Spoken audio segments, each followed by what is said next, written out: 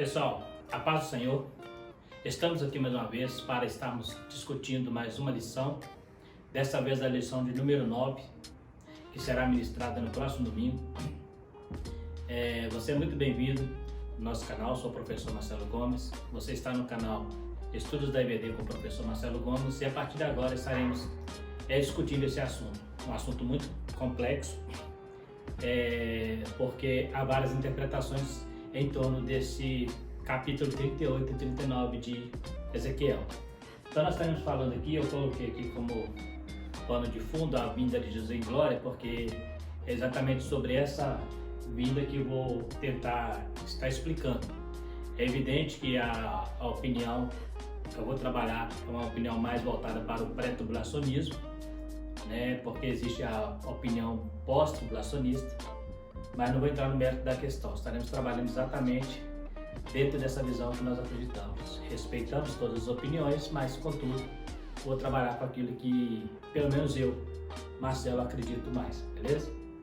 Então nós estaremos falando sobre a lição de número 9, 27 de novembro, quarto trimestre de 2022, Gog e Magog, um dia de juízo. O texto áureo diz: e sairá a enganar as nações que estão sobre os quatro cantos da terra, Gog e Magog, cujo número é como a areia da praia, é como a areia do mar para juntar em batalha. Apocalipse 20, versículo 8. Como você percebe, o texto áureo está referindo à última batalha depois do milênio. A verdade prática, a palavra profética anuncia que antes da restauração espiritual de Israel, virá Gog e seu bando para invadir a terra santa, mas eles serão derrotados. Eu fiz questão de destacar a restauração espiritual porque a última batalha vai ser depois da restauração espiritual. A batalha de Armagedon vai ser depois da restauração nacional e não espiritual. Por isso eu fiz questão de estar destacando aqui na nossa verdade prática. Nessa lição estaremos estudando sobre a batalha de Gog e Magog, nos capítulos 38 e 39 de Ezequiel. Estaremos vendo em detalhes essa batalha e onde ela se encaixa na história de Israel. Será antes ou depois da grande tribulação? Faremos um paralelo com o Apocalipse, onde ocorrerá duas grandes batalhas, e veremos o contexto de ambas as batalhas dentro de uma era escatológica. Falaremos ainda sobre Gog e seu bando e a sua derrota nos campos de Israel.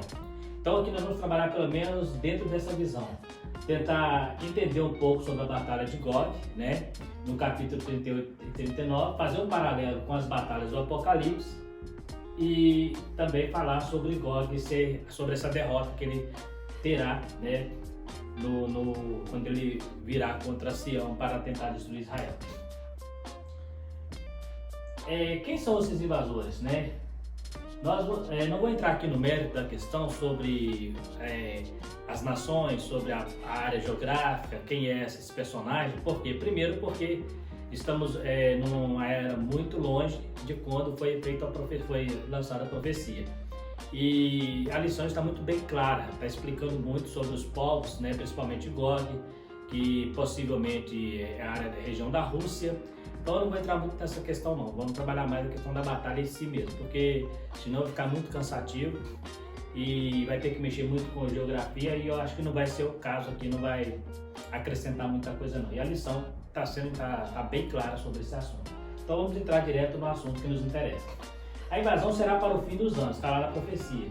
Depois da restauração nacional, eu fiz de novo a questão de destacar restauração nacional e não espiritual de Israel. Significa que poderá ser no meio da tribulação, não antes e nem no início. Estaremos observando mais adiante com mais detalhes sobre quando começará essa invasão. Mesmo sendo 3 anos e meio depois do início da grande tribulação, o desfecho final será na vinda de Jesus em glória para estabelecer o milênio.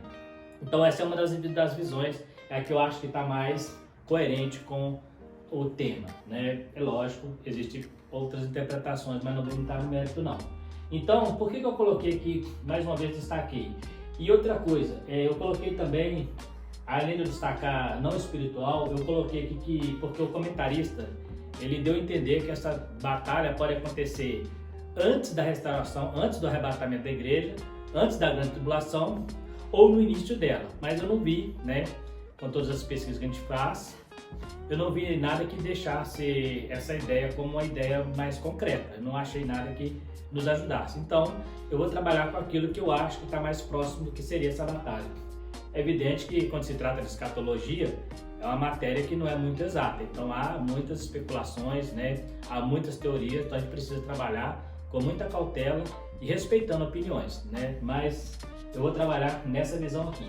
Por que eu coloquei 3 anos e meio? Porque a grande tribulação, ela começa de verdade, na verdade, para Israel depois de 3 anos e meio, porque nos 3 anos e meio é aquela parte em que o anticristo está governando, aquele cavalo branco que sai no Apocalipse, que é a falsa paz, né? A falsa paz para uma aliança com Israel. Então, nesse período de 3 anos e meio, Israel realmente estará seguro. Por que eu destaquei isso? Porque na lição fala que essa batalha vai acontecer quando Israel estiver seguro. Nesse período, Israel estará seguro. Então, não aparece nenhuma batalha antes da grande tribulação, porque assim que a igreja for arrebatada, essa aliança com o anticristo será feita, né? E ele será um falso Cristo, um falso propagador da paz, né? Então ele vai ter essa aliança. Então não existe nenhuma batalha relacionada a uma batalha antes dessa aliança ou antes do arrebatamento, ou seja, corrigindo, ou antes da aliança ou no início da grande tribulação. E antes muito menos, porque pelas proporções da batalha, seria uma batalha muito grande, muitas nações envolvidas, e eu acredito que seria uma terceira guerra mundial, uma guerra mundial. E muita gente acredita que no final antes da volta de Cristo haverá uma terceira guerra mundial, mas não há como provar, isso é só especulação. Então a gente vai trabalhar um pouco sobre isso aí. Então, por que eu coloquei aqui, depois do início da grande tribulação, o desfecho final será na vinda de Jesus em glória. Por quê? Na verdade, a batalha do Armagedon, a gente lê ela no capítulo 19, mas ela começa mesmo no capítulo 14 de Apocalipse. Por quê? Ela está envolvida com as taças da ira, com aqueles flagelos que Deus desce sobre os ímpios do milênio. Então você vai encontrar lá no capítulo 14, 15, 16, né? Onde fala da queda da Babilônia. Ali já começa no início da batalha. O desfecho final que será na vinda de Jesus em glória. Na hora que eles acharem que vão vencer Israel, Jesus vem para liquidá-los. Mas até então será uma batalha, porque se Jesus viesse para liquidá-los antes mesmo de haver luta ou batalha, não seria uma batalha, seria só uma destruição total. Mas ela começa mesmo com os flagelos. Se você for ler Apocalipse a partir do capítulo 14, 15 para frente, ali você já começa a ver essa questão dessa batalha. A Bíblia fala que eles batalharam contra o Cordeiro os vencerá, está bem antes do capítulo 19. Então nós temos aqui, eu fiz um paralelo entre a diferença entre a batalha de Ezequiel e a batalha de Apocalipse 20. Por quê? Porque em Apocalipse 20 aparece a palavra Gog e Magog, né? E Ezequiel também usa o mesmo termo. Só que quando se trata de Apocalipse 20, nós estamos falando de um período bem depois da grande tribulação, no final do milênio, depois que passar os 1000 anos de paz, aquele 1000 anos onde o Espírito Santo estará sobre a nação, sobre todo o mundo. Então, no final desse milênio, haverá uma rebelião de Satanás, induzirá as nações para lutar contra Sião. E nesse momento Jesus aparece na sua vinda para estabelecer, na verdade, o trono branco, né? Então é diferente da batalha do Armagedon, que na batalha do Armagedon é o anticristo que vai liderar a batalha. Aqui é Gog e Magog, não se sabe direito quem é essa pessoa. Porém, sabemos que será um líder que surgirá depois do milênio, induzido por Satanás, que será solto depois de 1000 anos, que no início ele é preso. Então ele vai sair e vai enganar as nações usando esse Gog, que não se sabe ao certo quem é, que vai aparecer no final do milênio para tentar os que habitam sobre a terra. E nesse momento Deus vem, Jesus vem, e quase no mesmo sentido da vinda em glória. A diferença é que ele não vai vir para reinar, ele vai vir para batalhar, estabelecer o trono branco, né, que é o juízo final. Então nós temos aqui algumas coisas que eu coloquei para a gente ter uma diferença, para a gente perceber a diferença que há entre as duas batalhas. A primeira, Gog em Ezequiel e Gog em Apocalipse. Em Ezequiel, Gog é um bloco de nações. Em Apocalipse são todas as nações, né? No Apocalipse 20. Ponto 2. Gog vem do norte. No Apocalipse ele vem de toda a terra, né? Envolve toda a terra, não vem só do norte, né? Toda a terra contra Israel. Gog age por intermédio do impulso divino, né? Porque em Ezequiel fala que Deus que vai fazer com que ele vá, mas depois puxa ele de volta e vai haver uma mortandade. Não vamos entrar nessa questão agora não, mas à frente vamos falar sobre essa mortandade também, sobre essas batalhas, né? Aqui é só questão paralela. Gog é motivado pelo diabo, né? O dragão que foi preso no início do milênio, ele é solto no final, 1000 anos depois, e induz esse Gog a atacar a Israel, né? A cidade santa. Gog em Ezequiel é destruído por espada, né? Gog aqui é derrotado pelo fogo dos céus. O Gog de Israel é sepultado em Israel, né? Aquele exército dele é sepultado lá. Aqui não há sepultamento, aqui já estabelece o juízo final. Gog vem antes do milênio, esse Gog aqui vem depois do milênio. Então nós temos aqui uma diferença de aproximadamente 1000 anos entre um e outro. Temos a outra comparação agora. Agora vamos trabalhar, eu mostrei a diferença entre a batalha de Israel, de Gog, de Ezequiel, e a batalha do último, né, o desfecho final, que será depois do milênio. Agora eu vou trabalhar aqui as batalhas que eu vi que há muita concordância entre elas, né? Você observa que algumas coisas que acontecem na de Ezequiel acontecem no Armagedon. Aí você diz assim, mas tem coisa que acontece em Ezequiel que não aparece aqui. Mas para entender escatologia, você não pode se isolar só em 2 textos, só Ezequiel e Apocalipse. Precisamos entender, precisamos ler outros textos da Bíblia para nós entendermos como que vai ser isso. Porque a profecia escatológica, quando se trata de profecia escatológica, ela não se fecha só num livro. Você vai ler Isaías, você vai ler Jeremias, você vai ler Daniel, o próprio Ezequiel. Então, para entender, então, é um conjunto de textos. Não dá para eu pegar um texto isolado e falar assim, é só esse texto, né? Só que já fecha. Não é assim que funciona. Então, nós temos aqui a batalha. Nessa batalha, não diz que Israel entrou na batalha, mas o próprio Deus. Você não vai ver Israel batalhando. Deus que intervém e fala que vai puxar, vai colocar um anzol no nariz de Gog e fazer ele voltar. Então, não há batalha com Israel. Na batalha do Armagedon, da mesma forma. No capítulo 27, no versículo 27 e 20, fala que combaterão contra o Cordeiro, né? Então, a batalha será contra o Cordeiro, né, que virá. Haverá fenômenos sobrenaturais provocados por Deus, no capítulo 39, versículo 20 e 22. Aqui também haverá fenômenos que começam a partir do capítulo 16. Essa batalha haverá fenômenos ali também. A partir do capítulo, só corrigindo, essa batalha do Armagedon, na verdade, eu falei que ela começa no 14, mas ela começa mesmo no 16, só para corrigir aí, deixar registrado. Será quando todo Israel estiver na terra seguro, e isso ainda não aconteceu. Aí eu te faço a pergunta, você acha que Israel está seguro hoje? Você acha que até a volta de Cristo Israel estará seguro? Não está, porque Israel é sempre alvo das nações, né? É odiado por muitas nações, então eles não estão seguros. Como que acontecerá essa segurança? Israel estará seguro por fazer aliança com a besta. Em Isaías capítulo 28, versículo 15 a 18, ele chama essa aliança de aliança com a morte. Mas só que no versículo 18, fala que nesse período a aliança será anulada. Então, no meio da grande tribulação, no início da grande tribulação, Israel fará uma aliança com o anticristo, então eles vão estar seguros. A batalha diz que é quando eles estiverem seguros, e aqui eles estarão seguros. Então, há um paralelo muito forte aqui. Uma guerra dessa proporção será a Terceira Guerra Mundial. Se eu afirmar que haverá uma guerra desse nível antes da volta de Cristo, eu estaria dizendo que haverá uma Terceira Guerra Mundial, porque são muitas nações envolvidas.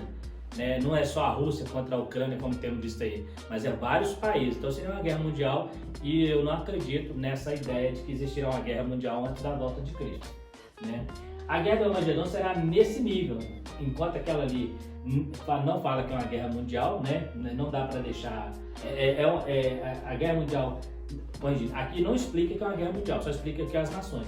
Só que na batalha do Armagedon a gente entende isso, que a guerra vai ser mundial. Por quê? Porque mesmo que o Gog vem do norte, mas vai ser várias nações lutando contra Israel na batalha do Armagedon, e lá fala nações, não fala só uma nação.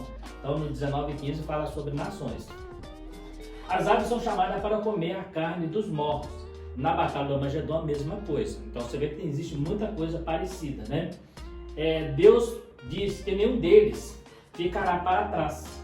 Ezequiel, citei que Ezequiel vale de osso seco, porque fala da restauração nacional de Israel. Não entraremos no mérito, porque será a lição será o assunto da próxima lição.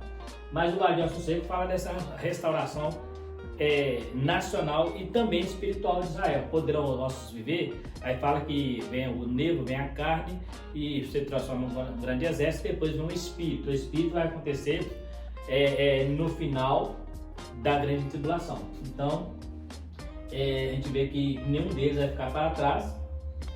Todos vão ser salvos, né?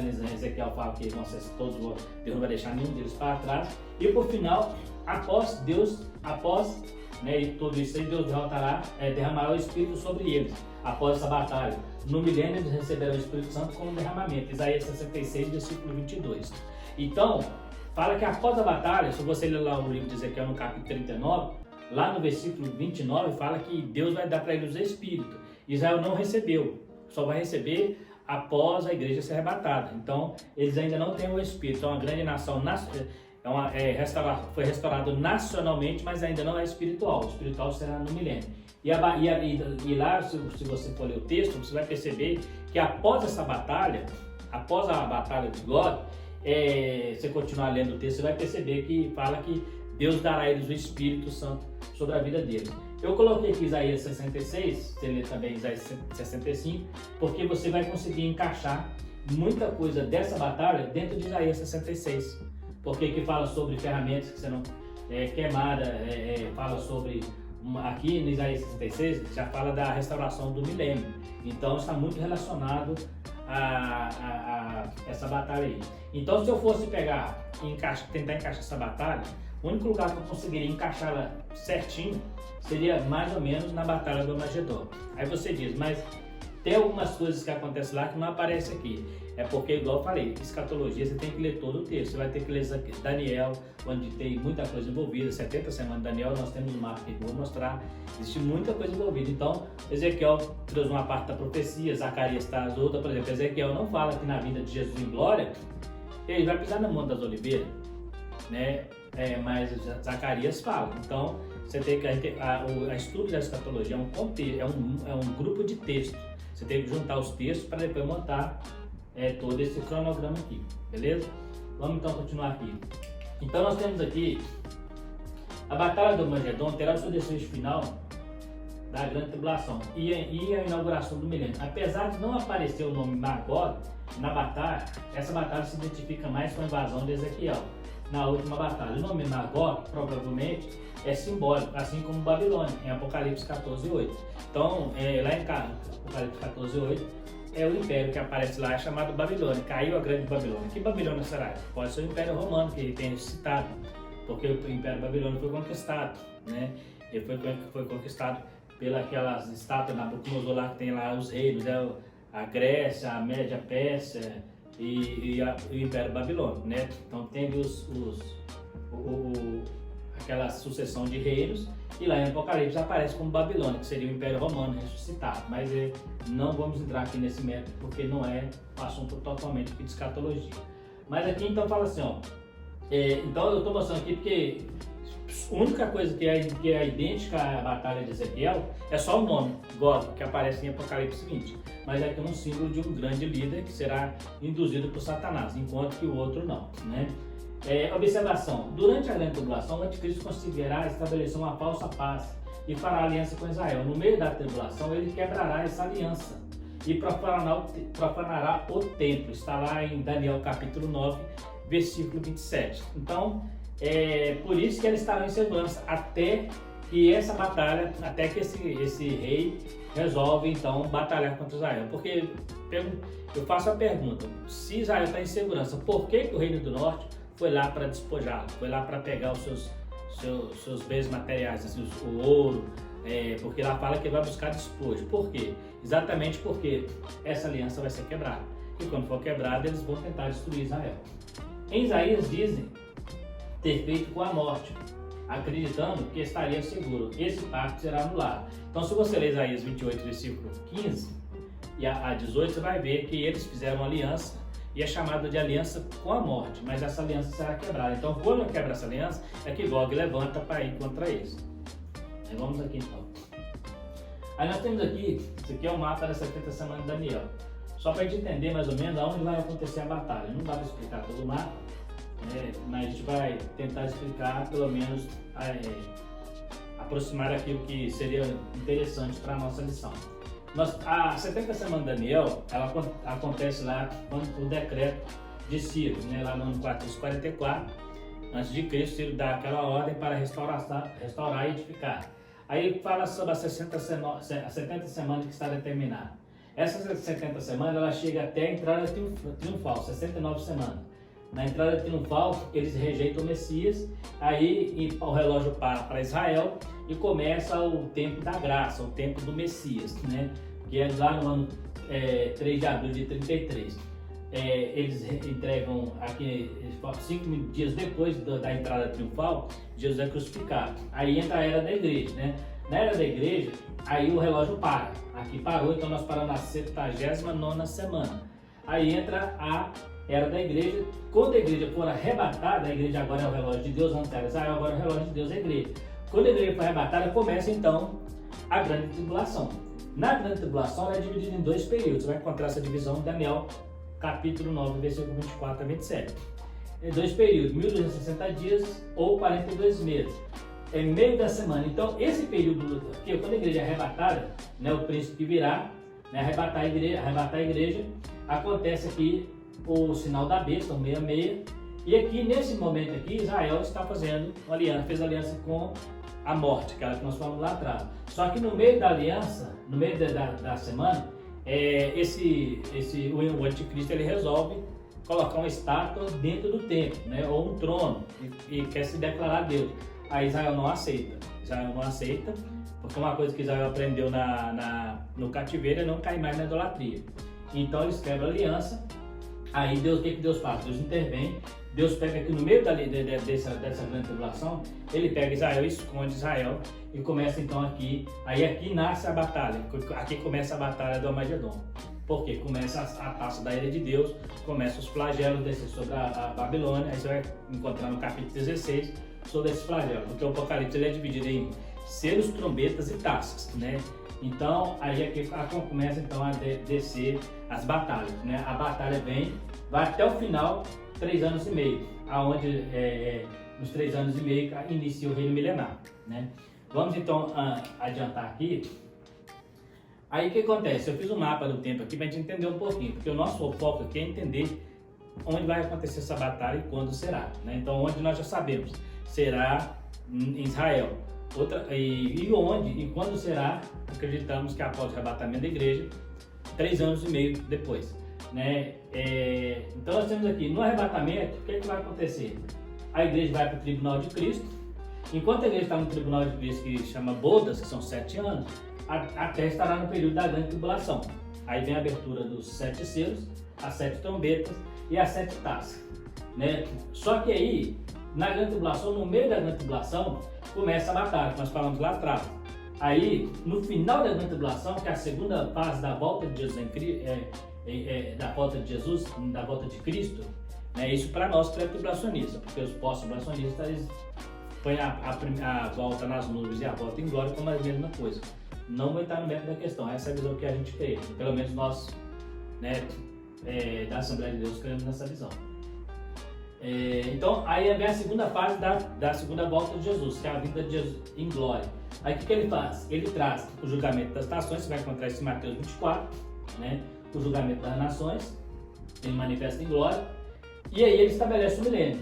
Só que antes de ele estabelecer o milênio, ele tem a batalha do Armagedon. A batalha do Armagedon, que é essa batalha que nós estamos estudando, né? Então posso, né? É a minha opinião, não estou dizendo que a minha opinião é verdadeira, é a correta, mas é o que eu creio. Depois da batalha, né, da manifestação em glória, acontece a batalha e acontece o julgamento das nações. No julgamento da nação, ele separa a nação, né, bode de ovelhas, aquelas nações que ficaram ao lado de Israel, que ficou contra Israel na grande tribulação. E aí começa o milênio, né? Satanás é preso por 1000 anos, começa o milênio, né? Aí depois Satanás será solto por um espaço de tempo após o milênio. Aí vem o juízo final e novos céus e nova terra. O anticristo e os profetas são lançados no lago de fogo.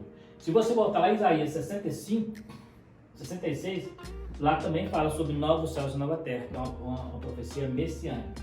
Então, o que nós entendemos? Entendemos que essa batalha de Gog e Magog Por que eu estou dizendo isso? Porque, segundo o nosso comentarista, né, eu não vi, né, respeito a opinião, mas não concordei quando ele fala que essa batalha pode ser antes do arrebatamento da igreja, antes da grande tribulação, né, ou no início dela, né? Não há base para eu dizer que não existe nenhuma profecia bíblica, não existe nenhuma profecia mostrando alguma batalha antes do cavalo branco de Apocalipse. São 4 cavalos. O cavalo branco é os 3 anos e meio. Então esse período não existe nenhuma profecia falando sobre guerra, porque será um período de paz. O anticristo vai vencer pela paz, né? Então é no meio da grande tribulação que haverá batalhas, mas daí para frente. Mas então não existe nenhuma profecia afirmando que existirá uma batalha. Tipo assim, a igreja foi arrebatada agora. A igreja foi arrebatada, então vai começar uma guerra mundial, uma batalha. Para depois estabelecer a grande tribulação, não vejo base para isso. Então, por isso que eu fiz questão de julgar aqui a linha do tempo. Essa é uma visão escatológica que nós defendemos, né? Respeito às demais, mas a que eu defendo é essa e eu acredito muito nessa piamente. Eu creio que essa é a correta, né? Mas é a minha opinião. Não sou dono da verdade, a minha opinião não é absoluta, mas é nessa visão que eu trabalho. Porque todas visões, né, pós-tribulacionista, pré-tribulacionista ou meso-tribulacionista, eu acho base na Bíblia para as 3. Só que quando você vai pegar a referência bíblica, essa aqui é que tem mais referência bíblica, que é mais forte, né? Então, a batalha de Gog, diz Ezequiel, ela vai acontecer entre os 3 anos e meio da grande tribulação, no final dos 3 anos e meio, para os 7 anos. Então, no meio da grande tribulação, o anticristo se revela quem ele é de verdade. Israel não aceita. Aí Israel é tirado, né, colocado numa terra. Você vai encontrar isso lá em Daniel 11:41. Existem pelo menos 3 nações onde o anticristo não terá poder, né, que será Edom e Moabe e as primícias de Amon, essa região. Então, assim, os teólogos, né, a maioria acredita que será neste lugar que Israel será escondido. Porque, presta atenção, a Bíblia diz que Gog vai atacar Israel, mas a Bíblia diz que não vai matar ninguém de Israel. A Bíblia diz que não vai ferir ninguém. Na verdade, Deus vai intervir na batalha. Só que para Deus intervir na batalha, fazer Gog voltar para o lugar dele, ele precisa tirar Israel do cenário. Então, nos 3 anos e meio de grande tribulação final, Israel sai do cenário. Por quê? Se você pegar lá Apocalipse capítulo 12, onde fala daquele dragão que persegue a mulher, a Bíblia diz que ele é levado para o deserto, a mulher, que tipifica ali Israel, é levado para o deserto por 1260 dias, é escondido lá, o dragão não achar. E nesse período que Israel é escondido, Deus começa a trabalhar, trazer o seu castigo sobre os ímpios na terra, né? Então nós temos aqui, existem várias interpretações sobre a batalha de Gog. Uns afirmam que foi uma comparação à invasão do Império Babilônico, outros dizem que foi na revolta de Macabeus, e ainda alguns entendem que será num período próximo ao arrebatamento, né? Então, aquelas visões que nós falamos, né? Existe uma ideia de que essa batalha aconteceu também no período de Macabeus. Só que quando você vai para a profecia, no período de Macabeus houve confronto entre os judeus e os exércitos inimigos. Nessa batalha você não vê em momento algum falando que Israel entrou no confronto. Nem nessa, que é tipificando a do Armagedon, e nem na própria Armagedon. Então todas elas lutam contra o exército de Deus. Na batalha do Armagedon, Jesus vem montado em cavalo, né, com o seu nome escrito Rei dos Reis, Senhor dos Senhores, para reinar e para vencer. Né? Ele fala que ele vai batalhar contra o Cordeiro, mas o Cordeiro vai vencer. Para os dispensacionalistas que somos nós, entendemos que será após o arrebatamento da igreja, pois não vemos nenhuma profecia que corrobore a ideia de uma guerra dessa proporção na era da igreja. Mas já no período tribulacional, essa guerra se encaixa por ser um período de confronto total sobre o domínio do anticristo. Então, eu não vejo, não existe, né? Eu não posso afirmar que haverá uma guerra nessas proporções, mesmo que eu fale assim, mas é só Gog, é só a Rússia e alguns países. Mas se entrar vários países igual está na profecia, isso se transforma na guerra mundial, porque só na Rússia lutar contra a Ucrânia já trouxe uma repercussão na política, na economia, né? Então imagina se entrar mais países, né? Então assim, ninguém vai ficar de braços cruzados esperando ver isso acontecer, ainda mais se for contra Israel, né? Porque até então Israel está quietinho no canto deles, e a batalha que fala lá é contra Israel, não é contra outras nações não, é as nações contra Israel. Então é isso que a gente precisa entender. Essa batalha, vamos supor que alguém diz assim, mas eu não acho que essa batalha será no Armagedon. Também não será antes da igreja ser arrebatada. E também você não vai encontrar nenhuma referência provando que essa batalha acontece no início da grande tribulação. Porque o início da grande tribulação, ela acontece no capítulo, lá no livro de Apocalipse, quando saem os 4 cavaleiros. O primeiro cavalo que aparece lá é o cavalo branco. É o período de falsa paz. Paulo diz, citando Isaías, quando disser que a paz virá repentina destruição. Então, este cavalo branco sai para propagar uma paz, mas a paz falsa. Ele é diferente do cavalo branco que aparece no final da tribulação. Isso aparece no início. Aí depois dele vem o cavalo amarelo, preto e vermelho, que aí são os flagelos que Deus traz. Então, o cavalo branco é o período da grande tribulação até no meio. Do meio para frente aparecem os cavalos, que são a morte, a fome e a peste. Então, é só para a gente entender que essa batalha, se eu tiver que encaixá-la na escatologia, no contexto bíblico, ela se encaixa muito mais perfeitamente, né, na batalha do Armagedon do que na batalha do final de Gog e Magog. Então, está aí a nossa lição, né? É uma lição um pouco complexa, né? O comentarista ele mexeu muito com a geografia, explicando quem são os povos, né? Quem é Gog e comparando a Rússia, porque o nome tem muito a ver com a região, por exemplo, alguns países da Turquia, mas eu não entrei no mérito porque eu acho que para nós, em parte, não é relevante. O relevante é entendermos o capítulo 38 e 39.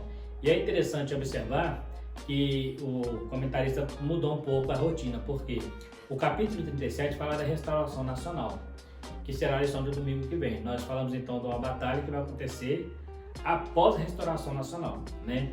Então, só para vocês entenderem, fica aí o estudo aí, né? Se você tiver alguma dúvida e achar e quiser mais esclarecimentos, estaremos na Igreja Assembleia de Deus, no número 166, na rua Assembleia de Deus, Sevilha B.